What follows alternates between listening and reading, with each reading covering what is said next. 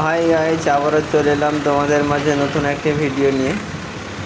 আজকে দেখাবো স্বরাজ 744 এফ এর যে ট্র্যাক্টর জমি চাষ করছে।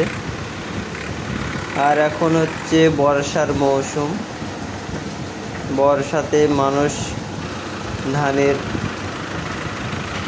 আবাদ করে। তো এমন একটা সময় যেটা কম খরচে ধানের আবাদটা হয়। বৃষ্টির পানিতেই গোটা মাঠ ভেসে আছে, কোনো পানি ছাড়াই ট্রাক্টরে চাষ করা হচ্ছে, পাকান করা হচ্ছে, কাদান করা হচ্ছে। তো গাইজ, আমরা এইরকম নিত্য নতুন ভিডিও নিয়ে আসি তোমাদের মাঝে। তো অবশ্যই ভালো লাগলে লাইক, কমেন্ট, শেয়ার অবশ্যই করবে। আর ট্র্যাক্টরটা দেখে কত সুন্দর করে জমিটাকে পাকান করছে বা কাদান করছে। সম্পূর্ণ লোটার মাটিতে লুটিয়ে পড়েছে, অনেকটা গভীর করে চাষ করছে।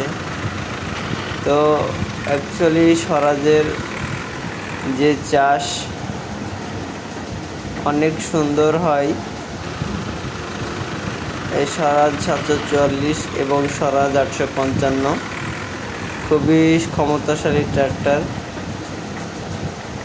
এতে চাষবাস খুব ভালো হয়, বিশেষ করে জমির পাকানের ক্ষেত্রে। স্বরাজ 855 এবং স্বরাজ 744 খুবই তাদের যে একটা ক্ষমতা সেটা প্রয়োগ করে থাকে। তো দেখো, তোমাদের জন্য এই রকম নিত্য নতুন ভিডিও নিয়ে আসি। পাশের জমিতে চারা তোলা হয়ে গিয়েছে, জমি চাষ হয়ে গেলেই ধান পোতার ব্যবস্থা হবে। ওইদিকে সব মনীষে পাটে চারা তুলছে।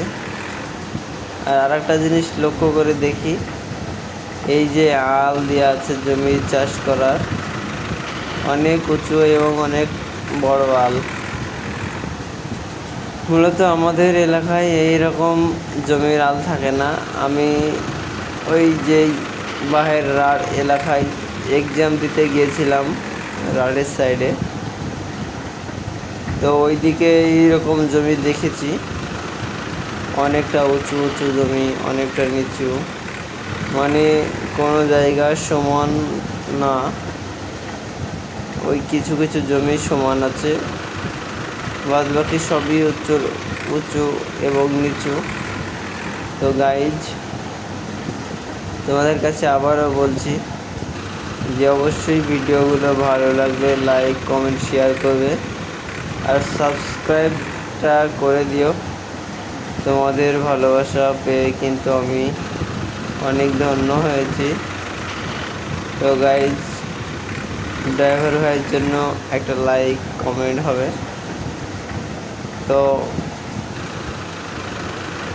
সবার কাছে আশা রাখবো আমাদের ভিডিওগুলো সম্পূর্ণ দেখবে এবং সম্পূর্ণ ভিডিওগুলো দেখার পরে লাইক করবে, কমেন্ট করবে, ভিডিও সম্বন্ধে মন্তব্য করে বলবে ভিডিওটি কেমন হয়েছে, বা আমি যে কথাগুলো বলছি এখানে এটা কেমন হচ্ছে।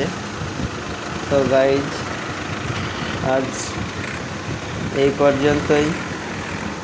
নেক্সট টাইমে আবার অন্য ভিডিও হবে।